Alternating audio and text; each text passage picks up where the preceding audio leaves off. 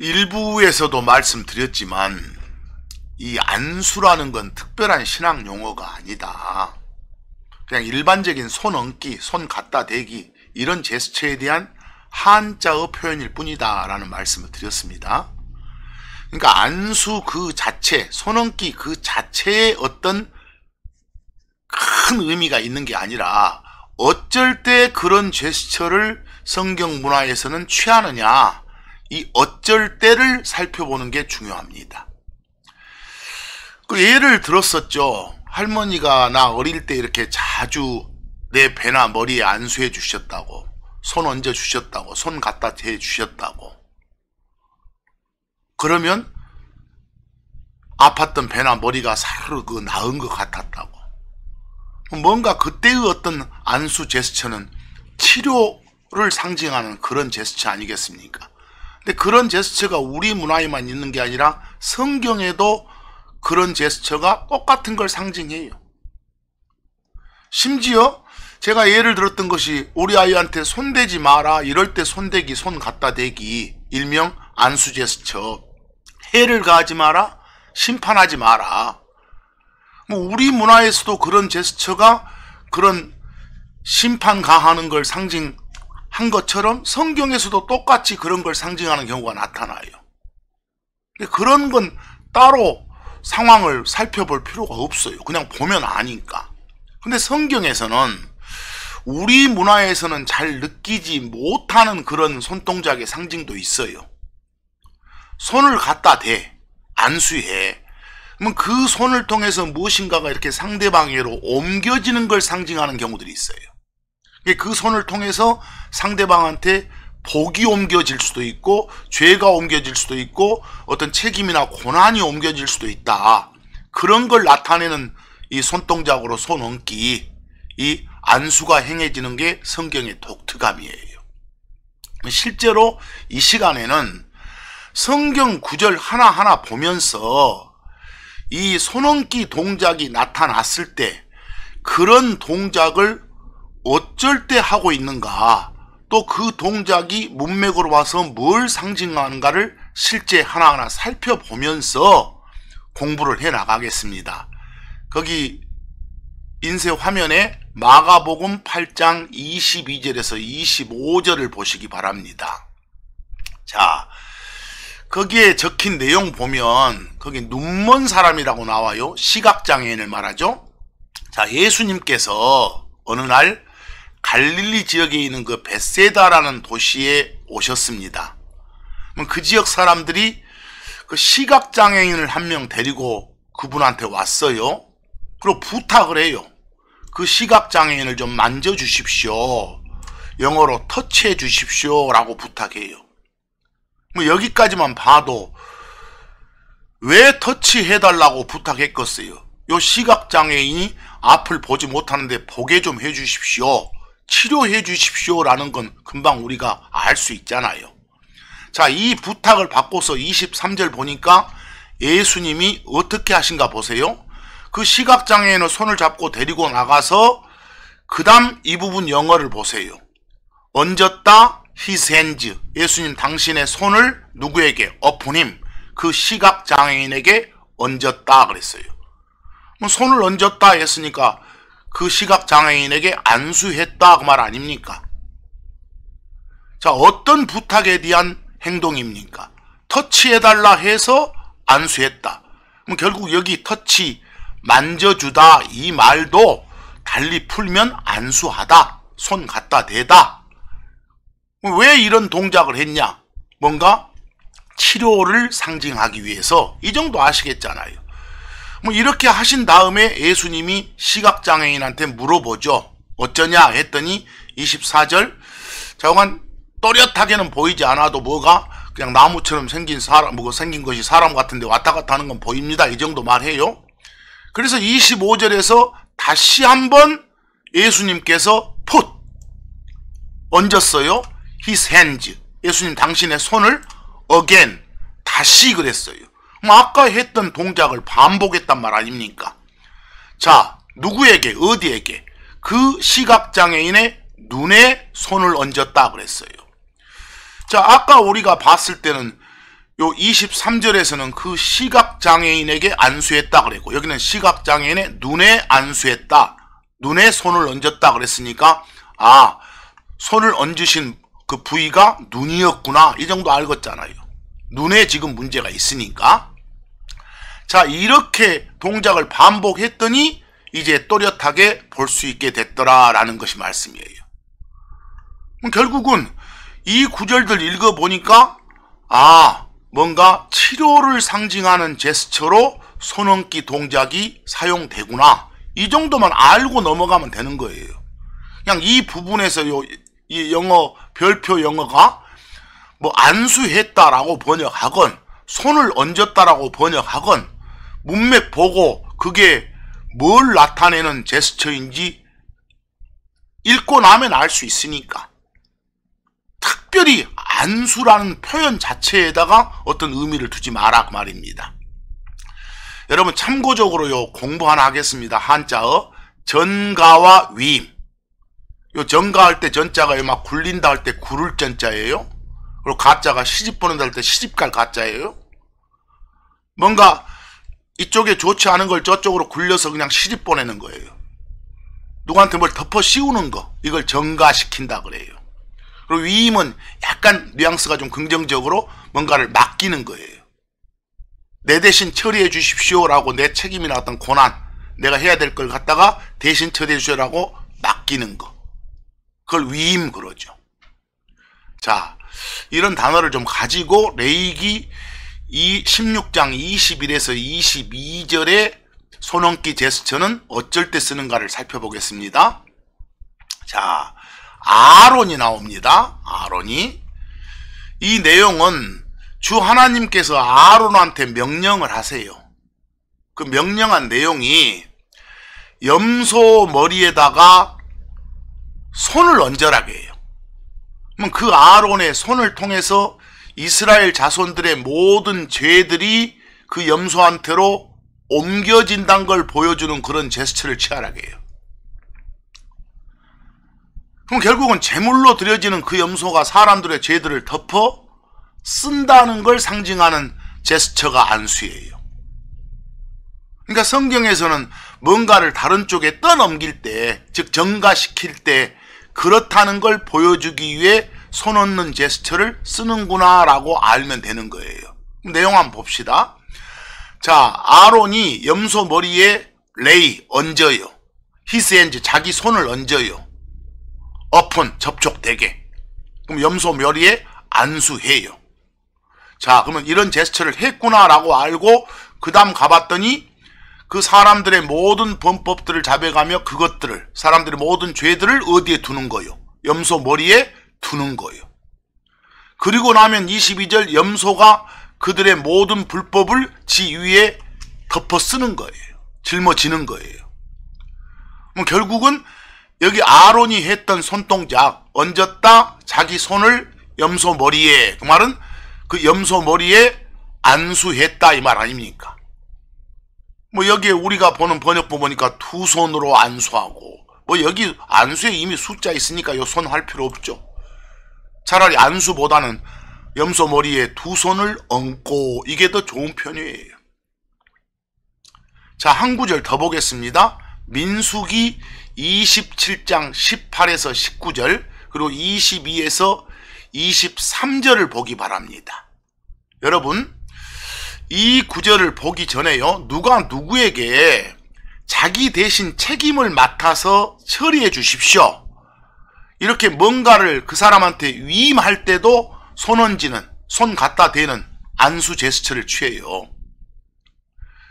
이 구절들을 보면은 모세의 손을 통해서 하나님이 주시는 어떤 책임, 임무가 그 모세 부하인 여호수아에게로 옮겨지는 상황이에요. 그러니까 모세가 여호수아에게 책무를 맡기는 상황이라고 말입니다. 그럴 때도 흔히 하는 제스처가 손얹기구나, 이걸 아시면 돼요. 자, 여기 봅니다. 주께서 모세에게 말씀하셨어요. 그 눈의 아들 여호수아 데려다가 레이하라고, 얹으라고. 다인 핸드, 네 손, 모세 네 손을 얹으라고. 누구에게? upon him, 그 여호수아에게 손을 얹어라 이랬어요. 안수해라 이랬어요. 그리고 나서 19절 바로 읽어보니까 모세가 그 명령을 받들여서 데려다가 사람들 보는 앞에서 그에게, 그는 누굽니까? 여호수아에게 책무를 줬다 그랬어요. 어떤 책임을 떠맡기는, 떠넘기는 그런 제스처가 손 얹는 제스처구나, 이렇게 할 수 있잖아요. 그대로 이제 그 다음 가서 22, 23절에서도 같은 상황의 내용이 같은 거 반복인데요. 23절 보니까 여호수아 데려다가 레이드 모세가 어쨌다? 얹었다. 자기 손을 어프님 여호수아에게. 뭐 여기까지만 와도 지금 왜 이런 동작을 했는지 금방 다 알아먹었어요. 근데 하나님께서는 더 자세히 풀어주세요. 이 말은 결국은 그에게 책무를 주었다는 말이다, 이렇게요. 그러니까 이런 영어가 있는 이런 부분들 번역할 때 lay thine hand upon him, 그에게 안수하고 해도 좋고 그에게 손을 얹고 해도 좋아요. 굳이 안수란 표현 써서 어떤 특별한 신앙 용어인가 이런 생각 갖지 않게 해달라 그 말입니다. 자, 이제 그 밑에 출애굽기 7장 4절을 보기 바랍니다. 여러분, 우리 문화에도 이런 손동작이 상징은 있었어요. 우리 아이한테 손대지 마라, 어떤 심판 상징하는 거. 이 출애굽기 7장 4절을 보면 이 하나님께서 모세한테 말씀을 전해요.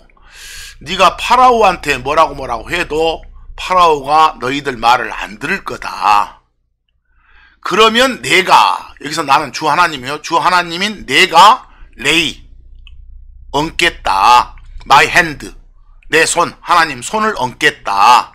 upon Egypt, 이집트한테 말은 내가 이집트를 안수하겠다. 내가 이집트에 손을 얹겠다. 내가 이집트를 손대겠다. 말 안 들으면 손대겠다 했으면 다 알아먹잖아요. 우리도 이런 표현 쓰니까 결국은 알아먹었는데 그 뒤에 더 명확하게 위해서 큰 심판들을 통해서 이때 제스처는 심판 상징하구나 알겠잖아요. 뭐 여기서도 이집트에 손을 얹으니까 결국은 손 얹다, 손대다, 손 갖다 놓다, 한자로 말하면 뭐예요? 안수죠. 그러니까 표현할 때 내 손을 이집트에 얹고 해도 좋고 내가 이집트를 안수하고 해도 아무 상관없어요. 이 표현이요. 자, 이제 사사기 18장 19절로 갑니다. 한 구절 한 구절 보면서 설명하겠습니다. 여러분, 이건 우리 문화에도 있는 거예요. 자, 누구의 어떤 행동을 막고자 할 때 그 손 얹는 제스처, 안수 제스처. 이 사사기 18장 19절의 배경은 단지파라고 있어요. 12지파 중에 이 단지파의 정탐꾼들이 미가란 사람 집에서 물건을 훔쳐 나오다가 그 미가란 사람 집안의 제사장 역할을 하고 있던 한 레위 청년한테 들켜요. 그럴 때 그 정탐꾼들이 그 레위 청년을 해유하는, 협박하는 그런 장면이에요. 자, 사사기 18장 19절 보면 그들이, 정탐꾼들이 그에게, 그 레위 청년한테 말을 해요. 잠잠하라! 쉿! 그 말이죠. 그래 놓고 그 다음 어떤 손동작이 나온가 봐요. 네 손을 입에 대라. 영어로 봅시다. 레이, 얹어라. thine hand, 네 손을 어디에? upon thy mouth, 네 입에 네 손을 얹어라. 네 입을, 네 손, 자, 네 입을 안수하라 그 말이에요. 여러분, 요 입에다가 손을 갖다 대는 제스처, 입에다 손을 갖다 대면 말 안 나오잖아요. 뭐 쉿! 조용히 이 말이겠죠. 뭐 여기까지만 봐도 네 입에 안수해라, 손을 입에 대라, 뭐 이렇게만 표현하고 쭉 지나가도 조용히 하란 말이구나, 쉿! 이 소리구나, 금방 알 수 있잖아요. 그러면서 이제 해유를 해요. 우리랑 같이 가서 왜 이런 뭐 집안의 제사장 노릇만 하고 있을래? 더 큰 지파의 제사장이 되는 게 어떻니? 이렇게 권장을 하는 거예요. 결국은 뭔가 조용히 하라, 그냥 말을 하지 않고 잠잠하다, 요런 느낌을 주는 제스처도 이 안수구나, 손얹기구나 라고 금방 알 수 있잖아요. 자, 이제 또 다른 상황을 봅니다. 창세기 48장 14절입니다. 창세기 48장 14절. 여러분들 이스라엘 그래서 야곱의 다른 이름이 이스라엘이고 이스라엘의 다른 이름이 야곱이죠. 거기 12아들들한테 이렇게 복을 빌어주는, 축복하는 그런 장면이 창세기 48장에 나와요. 근데 그 중에서 그 요셉의 두 아들이 므낫세하고 에브라임이에요. 근데 야곱이, 이스라엘이, 즉 요셉의 두 아들 므낫세와 에브라임을 축복하는 장면이에요. 근데 그럴 때 어떤 동작을 하고 있는지 한번 보세요. 므낫세가 요셉의 맏아들, 큰아들이었기 때문에 이스라엘이 자기 손을 유도해서 오른손을 내밀었고, 동생인 에브라임의 머리에 또 얹었고, 또 왼손을 내밀어서 므낫세의 머리에 얹었더라고 나와요. 그럼 결국은 앞에 므낫세와 에브라임 두 사람이 있으니까 요 두 사람, 각자 두 사람한테 다 손을 지금 얹고자 해요. 뭐 한 손씩을 얹어야겠잖아요. 여기서 이게 오른손은 에브라임 머리에 얹고 왼손은 므낫세 머리에 얹고 이런 식이에요. 뭐 손을 얹었다 그 말은 한자로 표현하면 안수했다 그 말 아닙니까? 그리고 나서 하나님한테 복을 비는 거예요. 이들에게 복을 내려주시옵소서, 이렇게요. 그럼 결국은 그 손동작은 뭘 상징하는 거예요? 그 손을 통해서 지금 하나님의 복이 그쪽으로 전달되어지는 걸 상징하겠구나라고 그냥 알 수 있잖아요. 그 정도 알면 되는 거지, 이 안수의 어떤 특별한 어떤 그 자체 효능이 있다라고 생각하지 마시라 그 말이에요. 자, 이제는 사도행전 19장 4절에서 6절 봅니다. 역시 특별한 상황입니다. 자, 사도행전 19장요 4절에서 6절 상황은 에베소 지역에서 저 침례자 요한의 제자들을 만나요, 바울이. 그래서 바울이 그들의 구원을 확인해 보는 장면이에요. 확인해 봤더니 아직 제대로 구원을 못 받은 거예요. 그래서 바울이 그들한테 복음을 전하죠. 4절 보니까 그리스도 예수님을 믿어야 한다, 이렇게 예수님이 그리스도이심을, 주 하나님심을 받아들여야 된다라고 했더니 그 애들이 받아들였어요. 그리고 5절 그들이 이 말을 듣고 이제 받아들이고 침례를 받으니라 라고 나왔죠. 6절 보세요. 이 상황. 바울이 손을 얹었어요. 레이드 얹었어요. 손을 그들에게, 그랬어요. 그 말은 그들에게 손을 얹었다, 그 말은 그들에게 뭐 했다? 안수했다. 그랬더니 성령님께서 그들 위에 임하셨다라고 나오네요. 그러면 이 손얹기 제스처, 이게 상징하는 것이 뭔가 어떤 큰 능력이 또는 성령이 이렇게 옮겨지는 거, 임하는 걸 나타내는 경우도 있구나, 이 정도 알아두시면 돼요. 근데 이 구절들만 보고 반드시 누군가가 누구 머리 위에 손을 얹어야 어떤 성령이 임한다, 이런 식의 교리를 만들면 안 돼요. 하나 비교해 보실래요? 사도행전 10장 43, 45절 보면 베드로의 상황인데요. 베드로가 말씀을 선포해요. 누구든지 그분을 믿는 자는 그분의 이름을 말미암아 죄들의 사면을 받으리라. 믿어라. 그래야 구원 받는다. 이렇게요. 44절 보니까 베드로가 지금 그 말을 하고 있어요. 아직 이 말들을 할 때, 하고 있는 동안에 성령께서 그 말씀 듣고 있는 모든 사람 위에 임하셨다라고 나왔어요. 뭔가 손 얹었을 때 성령이 임했다가 아니라 말씀 선포를 하고 있는 동안에 성령이 임했다예요. 그러니까 이런 구절들을 보면 꼭 어떤 손을 넣는 동작을 취해야 성령이 임하는 거야. 이런 식의 이상한 교리를 만들면 안 되겠다는 말씀이에요. 지금까지 요 2부에서도 여러 구절들을 실제로 보면서 이 손얹기 동작, 안수 제스처가 어쩔 때 쓰이는가, 이런 식으로 한 구절 한 구절 살펴보면서 사용 사례를 보고 문맥 보고 느끼면 되는 거예요. 자, 여기까지 2부 마치고 좀 시간이 길어지니까 나중 3부에 가서도 역시 실전 연습하는 그런 시간을 갖겠습니다.